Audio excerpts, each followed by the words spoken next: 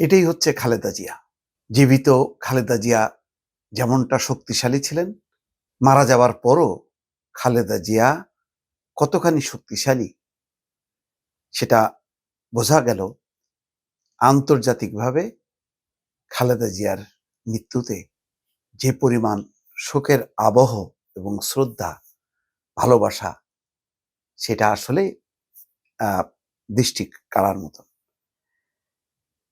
খবর হচ্ছে খালেদা জিয়াকে শ্রদ্ধা জানাতে আসছেন ভারত, পাকিস্তান, নেপাল এবং ভুটানের পররাষ্ট্রমন্ত্রী।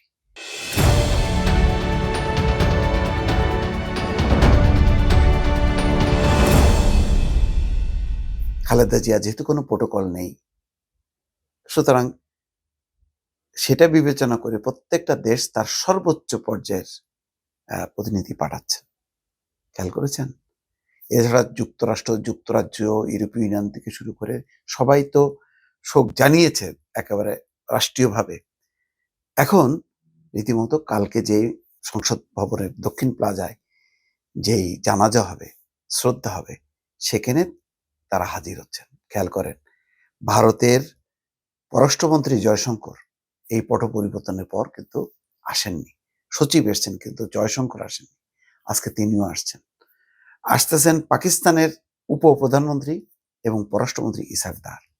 খুব মানে লক্ষণীয় ব্যাপার যে ভারত এই পরিস্থিতির মধ্যে এই মৃত্যুকে ঘিরে যে বাংলাদেশে আবেগ, সহানুভূতির জোয়ার এবং বিএনপির মতন সম্ভাব্য ক্ষমতাসীন দল বা কি বলবো সরকারি দল, সেটাকে মাথায় রেখেই কিন্তু এখন সবাই হিসাব করছেন এবং যার কারণে ভারত এই পট পরিবর্তন মেনে না নিলেও আজকে তার পররাষ্ট্রমন্ত্রীকে বাংলাদেশে পাঠাচ্ছেন খালেদা জিয়ার প্রতি শ্রদ্ধা নিবেদনের জন্য।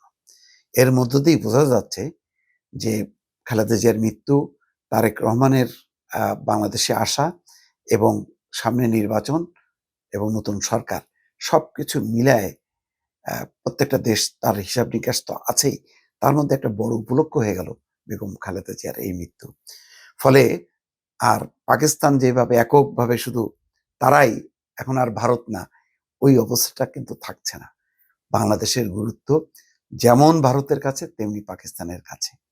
ভালো বাংলাদেশের জন্য এটা, বা নতুন সরকার বা বিএনপির জন্য এটা একটা, তারা ভারসাম্য রাখতে পারবে। আমরা ভারসাম্যটা চাই। কোনো একদিকে হেলে যাই, আমরা এটা কখনোই চাইনি। যেটা শেখ হাসিনার সময় একেবারেই ভারত আর পাকিস্তান একেবারেই আউট। এখন পাকিস্তানও ইন, ভারতও ইন হোক।